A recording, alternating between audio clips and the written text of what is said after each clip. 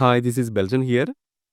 നമുക്ക് Mirae Asset ഷെയർഖാൻ്റെ ആപ്ലിക്കേഷനിലൂടെ, മൊബൈൽ ആപ്ലിക്കേഷനിലൂടെ IPO ഇനീഷ്യൽ പബ്ലിക് ഓഫർ എങ്ങനെ അപ്ലൈ ചെയ്യാമെന്നാണ് നമ്മൾ ഈ വീഡിയോയിലൂടെ കാണാൻ പോകുന്നത്. ഇന്ന് ആദ്യം ചെയ്യേണ്ടത് മൊബൈൽ ആപ്ലിക്കേഷനിൽ മുകളിലായിട്ട് ഓവർവ്യൂ എന്ന് കണ്ടോ, ഓവർവ്യൂ ഒന്ന് ക്ലിക്ക് ചെയ്യണേ. അപ്പോൾ വേറൊരു വിൻഡോ വന്നു. വേറെ വിൻഡോ വരുമ്പോൾ അതിനകത്ത് നമ്മുടെ പേരും കസ്റ്റമർ ID ഡീറ്റെയിൽസ് എല്ലാം ഉണ്ടാകും.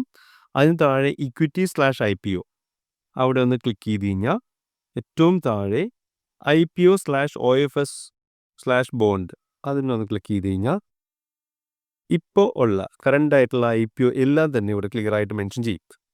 അപ്പോൾ അതിനകത്ത് ഓരോ IPOൻ്റെ ഡീറ്റെയിൽസ് ഉണ്ടോ, ഇതെല്ലാം ഇപ്പോൾ അവൈലബിൾ ആയിട്ടുള്ള IPOs ആണ്, ഇനീഷ്യൽ പബ്ലിക് ഓഫേഴ്സ് ആണ്.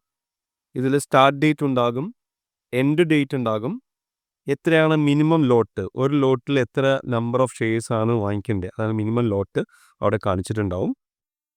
പ്രൈസ് ബാൻഡ് ഉണ്ടാവും. ഇതിനകത്ത് നമ്മൾ അപ്ലൈ ചെയ്യുമ്പോൾ മാക്സിമം പ്രൈസ് ഇട്ട് വേണം അപ്ലൈ ചെയ്യാനായിട്ട്. ഇതിൽ ഏതെങ്കിലും ഒരു IPO നമുക്കൊന്ന് എടുത്ത് അപ്ലൈ ചെയ്ത് നോക്കാം. ഒരു IPO ഞാൻ ക്ലിക്ക് ചെയ്തു. ക്വാണ്ടിറ്റി ലോട്ട്സിൻ്റെ മൾട്ടിപ്ലിക്കേഷനായിട്ട് വേണമെങ്കിൽ ആഡ് ചെയ്യാം. ഡിമാറ്റ് അക്കൗണ്ട് ഡീറ്റെയിൽസ് എല്ലാം അവിടെ ഉണ്ടാവും. കാറ്റഗറി, ഏത് കാറ്റഗറിയിലാണോ നമ്മൾ അപ്ലൈ ചെയ്യേണ്ടത് അത് സെലക്ട് ചെയ്ത് കൊടുക്കുക. ഞാനിപ്പോൾ റീറ്റെയിൽ കാറ്റഗറിയാണ് കൊടുക്കുന്നത്. മിനിമം ക്വാണ്ടിറ്റി 18 ആണ്. കട്ട് ഓഫ് റേറ്റ് 800 ഓട്ടോമാറ്റിക്കായിട്ട് വന്നിട്ടുണ്ട്. പ്രൈസ് അവിടെ വന്നിട്ട് നമ്മളൊന്നും ചെയ്യേണ്ട ആവശ്യമില്ല. എൻ്റർ UPID ഞാൻ ഇതിനു മുമ്പ് അപ്ലൈ ചെയ്തിട്ടുള്ളത് കൊണ്ട് ഓട്ടോമാറ്റിക്കായിട്ട് UPID വന്നു. ഇല്ല എങ്കിൽ നിങ്ങൾ അവിടെ നിങ്ങളുടെ ഏതാണോ ലിങ്ക് ആയിട്ടുള്ള ഡിമാറ്റ് അക്കൗണ്ടിൽ ലിങ്ക് ആയിട്ടുള്ള ബാങ്കിലുള്ള UPID അവിടെ അടിച്ചു കൊടുക്കണം. എന്നിട്ട് താഴെ I agree to accept the IPO terms and conditions ഒന്ന് ക്ലിക്ക് ചെയ്തതിന് ശേഷം സബ്മിറ്റ് ചെയ്യുക. ഒന്നും കൂടി ഒരു കൺഫർമേഷൻ, IPO ഓർഡർ കൺഫർമേഷൻ നമ്മളിവിടെ എടുക്കും. അത് ഡീറ്റെയിൽസ് എല്ലാം ഇവിടെ കൊടുത്തിട്ടുണ്ട്. എന്നിട്ട് confirm order, authenticate UPID, yes, continue, yes, bid accepted, കണ്ടോ ഇവിടെ കാണുന്നുണ്ട്, ബിഡ് അക്സെപ്റ്റഡ് എന്ന് കണ്ടു. ആപ്ലിക്കേഷൻ ഇങ്ങനൊരു മെസ്സേജ് നമുക്ക് വരും. യെസ്. ഇനി ഇതുകൊണ്ട് അപ്ലൈ ചെയ്ത് കഴിഞ്ഞോ? ഇല്ല, അപ്ലൈ ചെയ്ത് കഴിഞ്ഞിട്ടില്ല.